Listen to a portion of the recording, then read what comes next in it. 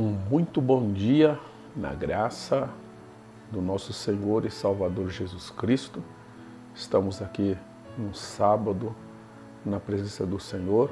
Espero que você esteja bem, esteja compartilhando da vida com alegria, com a sua família. Estamos no final de semana e espero que você aproveite muito bem esse dia para agradecer ao Senhor, se alegrar nele. Nós estamos meditando num livro do Apocalipse que trata da revelação final de todas as coisas, conta a história escatológica, né, que é o estudo do fim das coisas. E nós vamos ler hoje o capítulo 6 do Apocalipse, fazendo uma lembrança para nós, o livro do Apocalipse, pelo menos para nós da Teologia Reformada.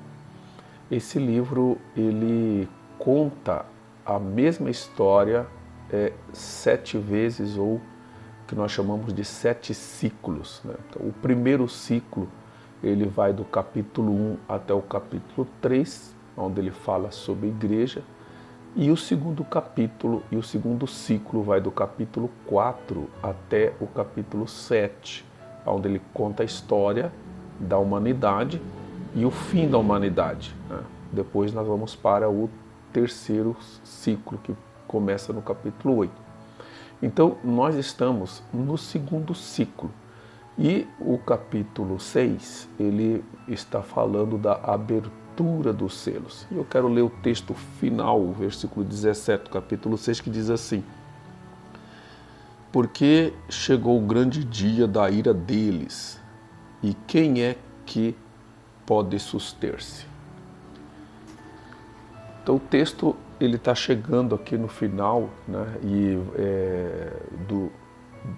do ciclo do mundo, né? Deus aqui ele está finalizando a história da humanidade nesse segundo século, nesse segundo ciclo. O capítulo 7 ele vai falar sobre aqueles que são salvos, aqueles que vão ser restaurado e está vivendo nessa nova terra. Então, nesse capítulo 6 especificamente, ali ele inicia o julgamento divino, e nós vemos ali então, né, a abertura dos selos. E o primeiro selo, ele diz que o selo, vem um cavalo branco, né? E o que significa esse cavalo branco dentro do ciclo da teologia reformada? Esse cavalo branco representa o Evangelho de Cristo, que circula o mundo com a mensagem de esperança e com a mensagem de conquista.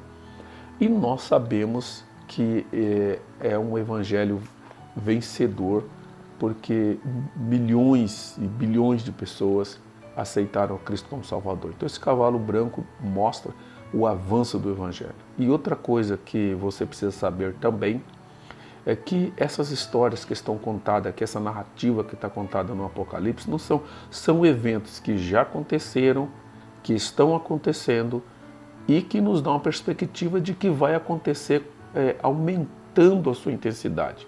Não são coisas que nunca aconteceram. Por exemplo, o cavalo branco, demonstrando aqui a pregação do Evangelho, a conquista do Evangelho, desde quando Jesus morreu na cruz do Calvário, que ele ressuscitou e deixou a igreja incumbida, o Evangelho vem sendo pregado no mundo inteiro e ele vem conquistando. O segundo cavalo que vai aparecer aqui é o cavalo vermelho, né? E esse cavalo simboliza a guerra, simboliza a ausência de paz. Isso não significa que esse cavalo ainda vai ser solto. Esse cavalo ele já está solto, porque as guerras, essa ausência de paz, sempre existiram no mundo, né? Mesmo antes de Jesus Cristo, sempre houve guerra. E esse cavalo vermelho representa essa instabilidade dos governos, que eles são incapazes de promover paz por um longo tempo. Então sempre estarão usando a guerra para promover a paz, porque o objetivo das guerras é estabelecer paz, né? A Primeira Guerra Mundial, a Segunda Guerra Mundial e tantas outras guerras que acontecem com o objetivo de promover a paz. Mas quanto mais fazem isso, mais guerra haverá. Então esse cavalo vermelho, ele não representa um cavalo que vai surgir, mas ele é o que está agindo no mundo hoje, e a tendência, nessa perspectiva desse cavalo solto, é que as guerras nunca vão parar nesse mundo até que Cristo volte. O terceiro cavalo, que ele fala ali nesse capítulo 6, no terceiro selo, é o cavalo preto, e esse cavalo preto simboliza fome e simboliza escassez. E mais uma vez, não é que esse cavalo vai ser solto e vai aparecer fome e escassez na terra. Isso já existe, né? São bilhões de pessoas que passam fome, que passam escassez, porque esse cavalo da fome está solto. Ele está circulando o mundo, ele está agindo no mundo, embora em alguns lugares você tenha sobras de alimento e de dinheiro, e em outros falta, simbolizando isso assim, que a fome não é uma coisa que vai acontecer, mas é uma coisa que já aconteceu, é uma coisa que está acontecendo e é uma coisa que tende a aumentar ainda mais. O quarto selo fala do cavalo amarelo, que representa a morte, né? E todos nós sabemos, e todos que estão me ouvindo já foram vítimas de alguma situação de morte na família ou em qualquer lugar. Ou seja, esse cavalo, ele está solto, ele já morreu gente no passado, morre gente no presente, e nós sabemos que a tendência é aumentar esse número de mortes de pessoas, porque é isso que esse cavalo representa. E então esses 4 cavalos que é apresentado aqui não são cavalos que vão ser soltos, mas eles já estão agindo, eles já agiram, eles estão agindo e eles continuarão agindo. Isso que você precisa entender, tá? Que é algo que está acontecendo no mundo de hoje. E aí quando ele abre o quinto selo, ele vê lá no céu os mártires, todas aquelas pessoas que morreram por causa do Evangelho, que morreram por causa de Cristo. Eles estão lá no céu clamando e esperando por justiça divina. Ou seja, eles confiam, os cristãos que morreram, eles estão lá aguardando o dia em que Deus trará o juízo divino, o juízo final sobre essa terra, para que eles possam retornar e ressuscitar em corpos glorificados, e então sim, eles terem uma vida gloriosa e completa. Então o quinto selo mostra esses mártires que estão lá no céu, todos que morreram em Cristo estão no céu, não estão no purgatório, não estão em outro lugar, todos que morreram em Cristo estão no céu, aguardando o juízo final. O sexto selo fala dos fenômenos, né, cósmicos e do juízo iminente. Quando ele abre o sexto selo, então surge ali um movimento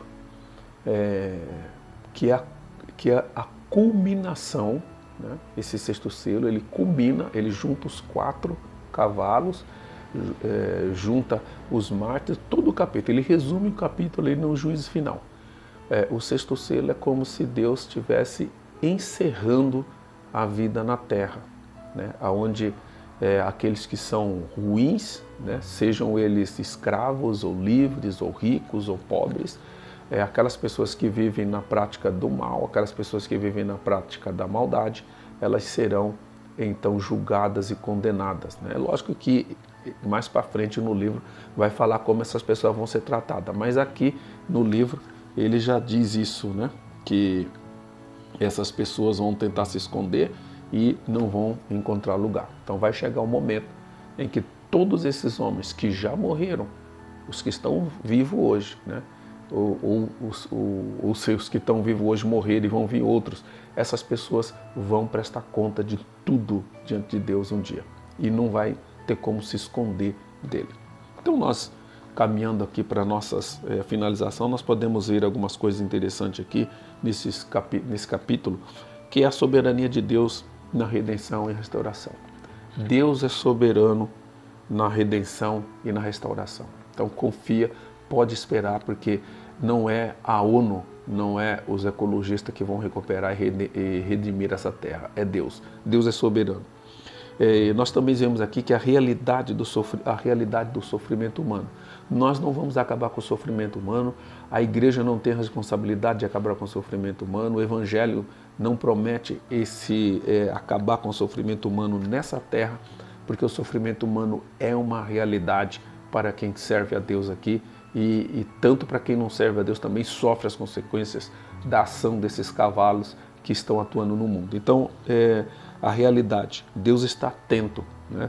Deus está atento e persevere. Os que morreram estão perseverando lá no céu.